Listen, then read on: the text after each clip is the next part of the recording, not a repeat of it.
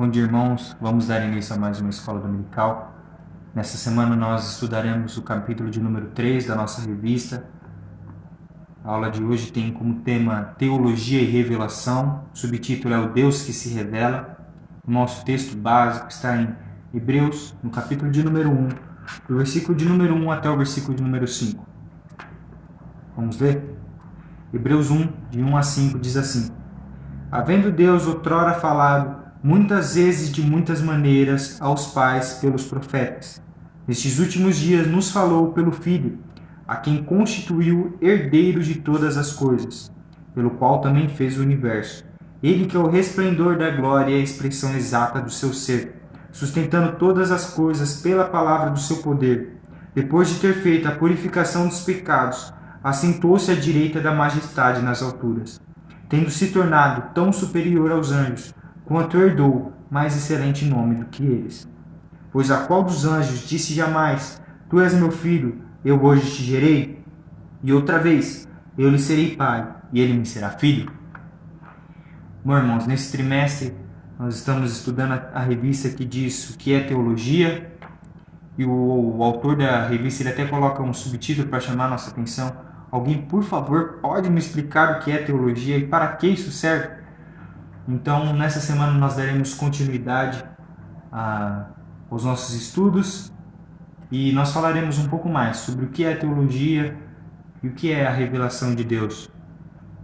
E quando nós falamos sobre teologia, de uma forma mais simples, todos nós sabemos que Theo é Deus, logia, no caso, seria estudo, ou seja, o estudo de Deus. Mas a pergunta que eu faço é: Deus pode ser estudado? Será que se nós pegarmos e nós podemos estudar Deus minuciosamente, cada partícula do seu ser? Será que nós chegaremos a um estudo de Deus por completo? Não. Nunca é tudo. Ninguém pode entender Deus por completo. E Deus não pode ser rebaixado a um objeto de estudo. Ele está fora da criação. E tudo que nós julgamos conhecer parte do que Ele nos revelou. Ou seja, Deus em si não pode ser estudado. Seria o mesmo que uma formiga querer estudar o homem. Isso é possível? Não! Mas sabe, irmãos, que é mais palpável e mais fácil uma formiga conseguir estudar o homem do que o homem conseguir estudar a Deus. Porque Deus é infinitamente maior do que nós. Mas então vocês podem me perguntar: então não faz sentido nós falarmos sobre teologia? Não faz sentido, então, muito menos estudarmos sobre essa revista? Não, irmãos. Realmente seria impossível se Deus não tivesse se revelado para nós e mostrado quem Ele é. Hoje nós podemos conhecer a Deus, não porque nós fomos atrás dele, mas porque Ele se fez conhecido a nós. Conhecemos por completo? Não, nunca é tudo. Mas, com um ato de graça e de misericórdia, Ele se faz conhecido. Deus vem até nós e se revela para nós e faz com que nós o compreendamos. Deus não se revela por completo, mas Ele se revela. E se Ele não fizesse isso por nós, nós nunca o conheceríamos. Sendo assim, o que nós fazemos não é estudar Deus como um objeto de estudo, e sim a sua revelação, aquilo que Ele revela para nós e quer que nós conheçamos da parte dele. Em Deuteronômio 29, diz exatamente isso que nós estamos falando. As coisas encobertas pertencem ao Senhor nosso Deus, porém as reveladas nos pertencem a nós e a nossos filhos, para sempre, para que cumpramos todas as palavras dessa lei. Ou seja, aquilo que está encoberto não cabe a nós. Já reveladas, cabe a nós estudarmos, passarmos para nossos filhos e o mais importante, para que nós cumpramos aquilo que nos é revelado. Isso é teologia. Compreender o que o Senhor fala através da sua palavra. E a sua palavra revelada está contida nas Escrituras. E o autor da lição fala isso em sua introdução, quando ele está discorrendo sobre a comunicação. E ele fala que a teologia também depende de uma comunicação. E se Deus não tivesse se comunicado a nós, nós não o conheceríamos.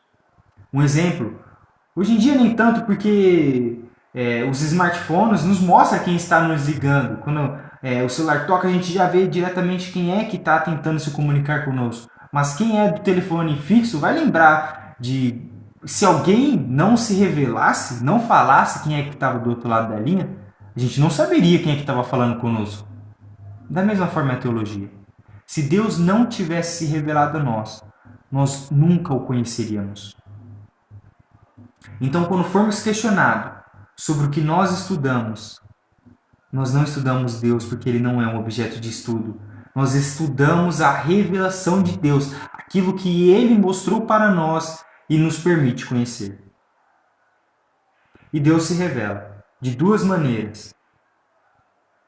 A primeira é a revelação geral, ou seja, ou a revelação natural, que o autor usa, né? Os teólogos, ao tratarem sobre a revelação geral, eles falando sobre este tema, eles usam a expressão que seria que Deus em Gênesis, ao criar todas as coisas, ele teria deixado as suas digitais em cada detalhe da criação. Ou seja, porque ao olharmos a beleza da criação, nós entenderíamos e conheceríamos e chegaríamos até Deus. Porque Deus se revela até nós. Deus se revela através da criação. Ele deixa suas marcas de que existe um Criador. No Salmo 19, vamos ler? Salmo 19, no versículo de número 1 até o versículo de número 2, só os dois primeiros versos. Salmo 19, do 1 ao 2, diz da seguinte forma: Os céus proclamam a glória de Deus, e o firmamento anuncia as obras das suas mãos. Um dia discursa a outro dia, e uma noite revela o conhecimento a outra noite. Um salmo bem conhecido que nos mostra a grandeza do nosso Deus e a beleza da criação. O salmista deixa claro para a gente que tudo aponta ao Criador, que cada elemento da criação nos diz que existe um Deus, um ser pensante em cada detalhe. O autor da lição, ao falar sobre a revelação natural no Antigo Testamento, também nos fala dos cuidados de Deus, ao dar alimentos para os animais, seja no crescimento das selvas, seja na água dos lagos, Deus cuida da sua criação. E para nós isso é perfeito. A forma com que Deus lida com cada detalhe, a forma com que os homens e os animais retiram da própria criação o seu sustento. Tudo provém de Deus. E em cada detalhe, Deus apresenta a sua perfeição. Porém, com a queda do homem, o pecado de Adão, a nossa comunicação com Deus foi afetada. Antes o homem não precisava de meios, ele tinha um livre acesso a Deus. Ele não precisava, irmãos, de algum meio, algum elemento que o ligasse a ele. Ele tinha um pleno conhecimento de Deus, ele conseguia se comunicar com Deus. Depois da queda, tudo isso foi perdido. Todos estão afetados e afastados de Deus. Todos hoje carecem da glória de Deus. Mas então, a revelação natural não poderia nos ligar, os homens, a Deus, já que estamos afastados? E a criação aponta Deus, ela não seria suficiente para nos ligar ao Criador? Não.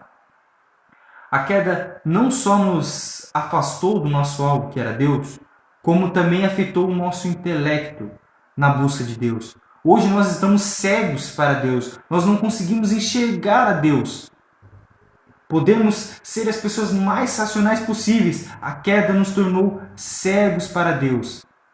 Até mesmo para entendermos o conhecimento da revelação natural, é preciso que a graça de Deus abra os nossos olhos. Um teólogo holandês chamado Cornelius Van Til, ao comentar sobre a revelação natural, ele fala que para entendermos a criação, nós primeiro precisamos conhecer o Criador. A criação ela não é independente de Deus. Pelo contrário, ela nos mostra que todos nós dependemos de Deus. Uma flor, por mais bela que ela seja, ela não vai nos falar: Deus Pai Todo-Poderoso, Criador dos céus e da terra, enviou Jesus para morrer na cruz por nossos pecados. Ela não vai falar isso. Ou seja, a criação, ela não é independente de Deus. Ela não é suficiente para que nós conheçamos Deus por completo. E o problema está na criação? Não. O problema está em nós. Apesar da queda também ter afetado a criação, o problema está em nós. Porque nós não enxergamos o Criador. Os homens não conhecem, os homens não enxergam o Criador. Nessa passagem, falando sobre a revelação natural no Novo Testamento, nós chegamos em Romanos, no capítulo de número 1, o autor nos apresenta essa passagem, Romanos, número 1, do versículo 18 até o versículo de número 23. Vamos ler? Romanos 1, de 18 a 23, diz da seguinte forma: A ira de Deus se revela do céu contra toda impiedade e perversão dos homens, que detêm a verdade pela injustiça. Porquanto o que de Deus se pôde conhecer é manifesto entre eles, porque Deus lhes manifestou. Porque os atributos invisíveis de Deus, assim o seu eterno poder, como também a sua própria divindade, claramente se reconhecem desde o princípio do mundo, sendo percebidos por meio das coisas que foram criadas.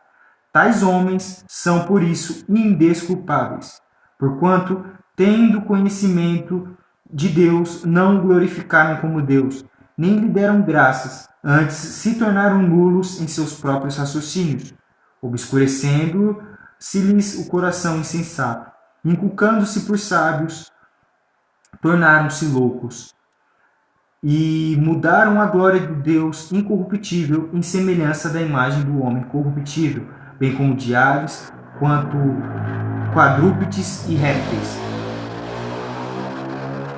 Ou seja, irmãos, aqui o apóstolo Paulo, tratando sobre a revelação de Deus na criação, ele fala que todos os homens são indesculpáveis. Por quê? Porque Deus se revela.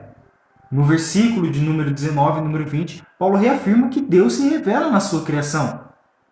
E aonde que os homens se tornam indesculpáveis?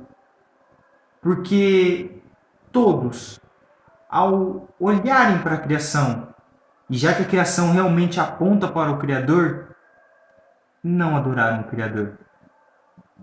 E vocês podem me perguntar, aonde que o homem se torna indesculpáveis? É neste exato ponto. Porque ao discorrer sobre esse texto, o apóstolo Paulo fala que no lugar deles adorarem o Criador, eles adoraram a criação. Eles inverteram a situação. Como nós vimos, antes de entendermos a criação, é preciso nós conhecermos o Criador. Nós precisamos conhecer o Criador. Precisamos entender o Criador. Mas os homens não fizeram isso. Eles adoraram a criação. Hoje nós conhecemos aqueles que abraçam as árvores e falam, viva a mãe natureza. Chega a ser ridículo. Porém, eles não enxergam a Deus. Estão cegos perante tudo aquilo que é revelado. E eles não se esforçam a conhecer. É aí que os homens caem, porque eles não buscam a Deus. Eles não reconhecem a grandeza de Deus na criação. E o apóstolo Paulo resume no versículo número 23, e mudaram a glória do Deus incorruptível em semelhança da imagem do homem corruptível, bem como de aves, quadrúpedes e répteis. Os homens não reconheceram Deus na criação, pelo contrário, mudaram e adoraram a criação no lugar do Criador. Mas, então, já que a criação ela não é suficiente para nos apontar a Deus, já que ela não nos vai falar, bendito, bem-aventurado aquele que conhece o Senhor, ou que não vai nos apresentar e nos falar sobre o ato redentivo do Senhor Jesus Cristo na cruz do Calvário e nos leve ao arrependimento, qual outro meio que o Senhor nos apresenta?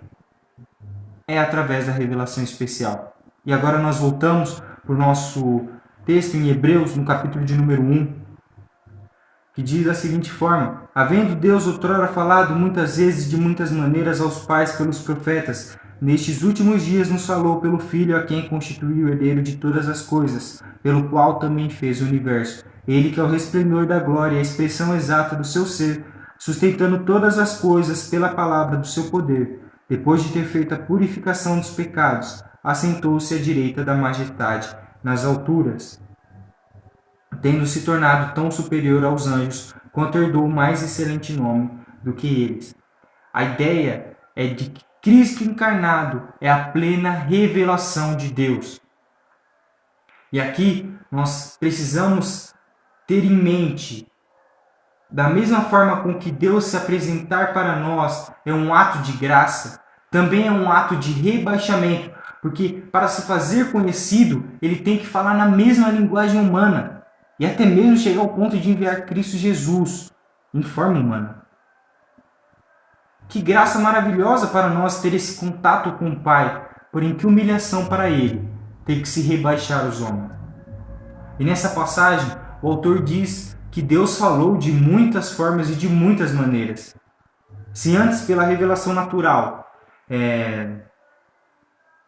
Deus se revelava através por vestígios, agora Deus se revela aos homens de uma maneira especial. E essa revelação não é especial pelo fato dos homens, mas é porque Deus escolhe homens e vai até eles para se comunicar. E além do mais, fazendo assim com que estes entendam a sua vontade e os seus desígnios.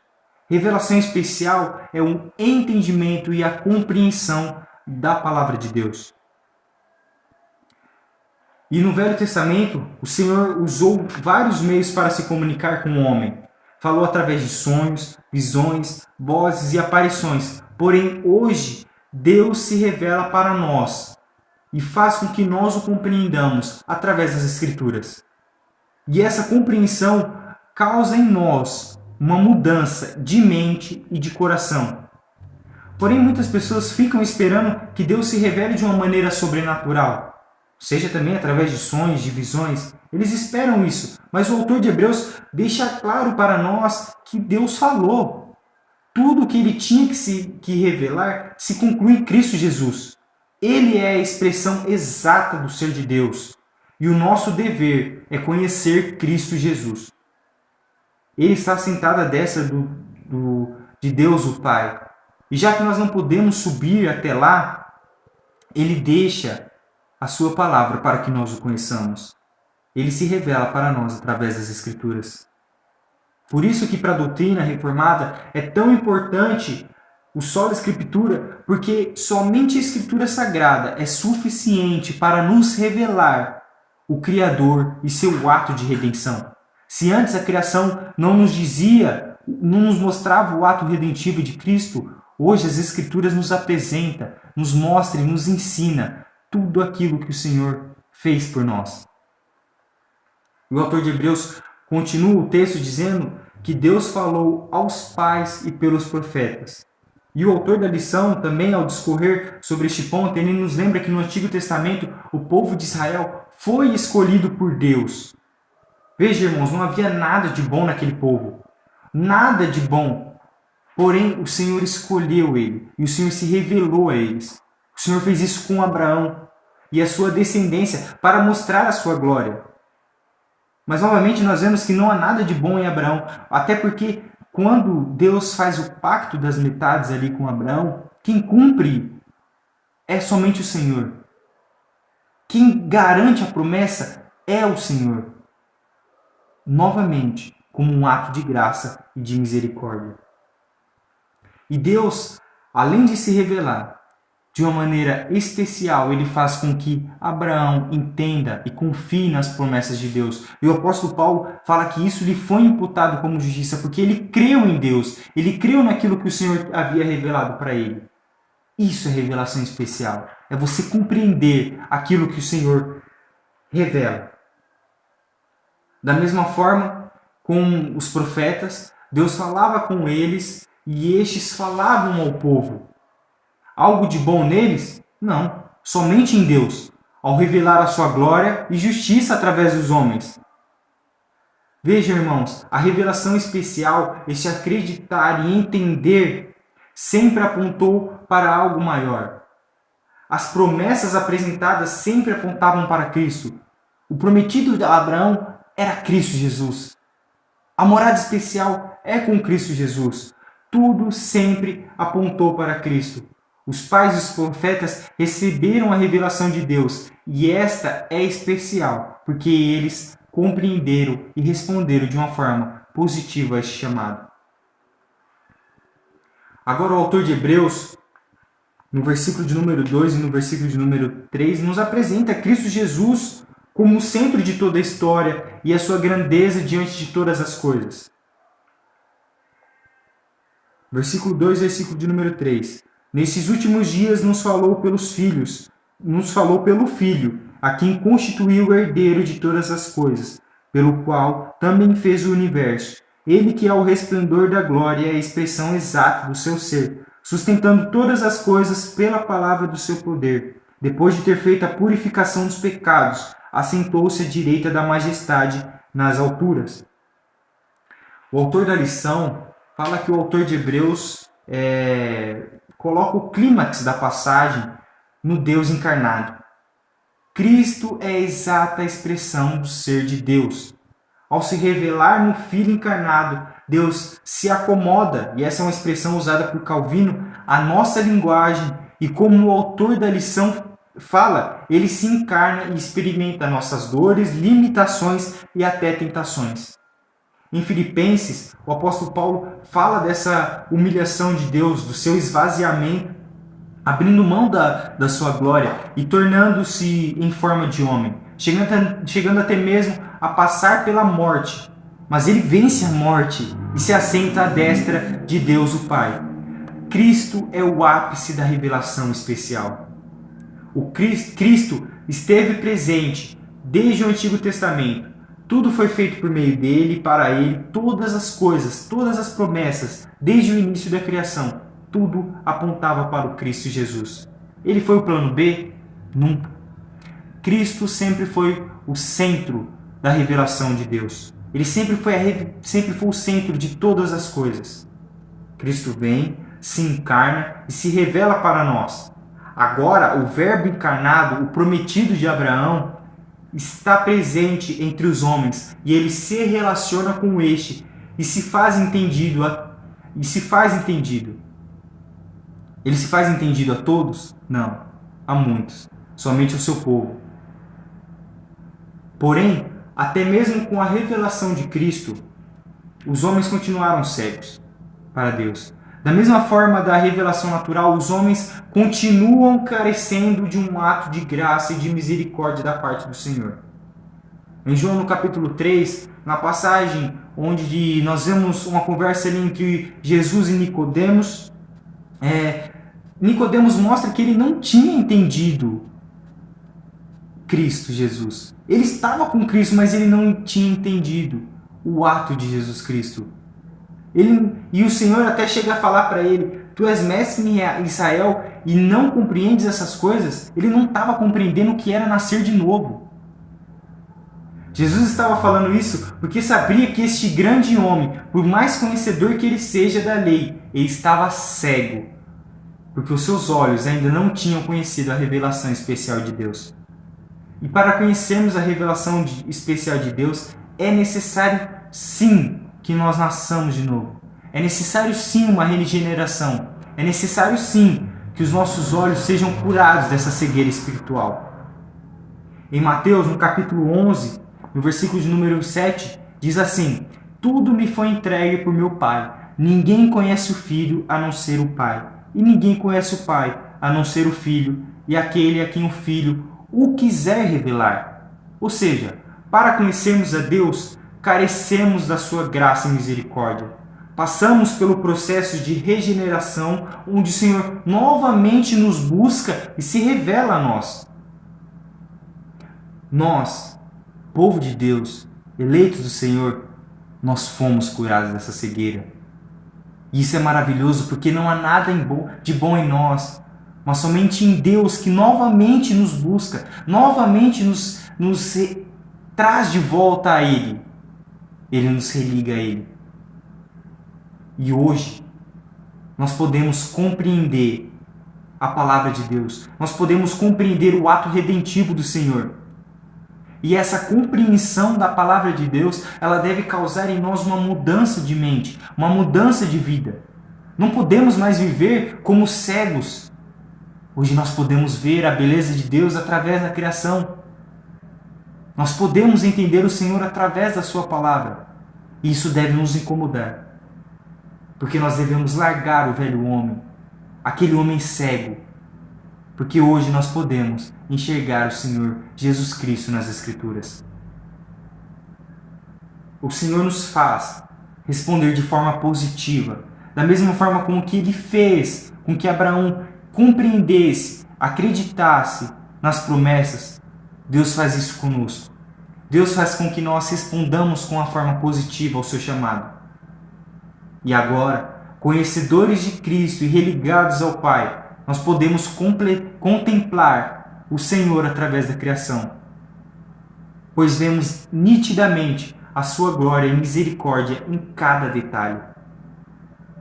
E como Deuteronômio 29 diz, nós devemos, por obrigação, meditarmos, estudarmos as Escrituras. O Cristo encarnado que se revela nas Escrituras. Isso é teologia.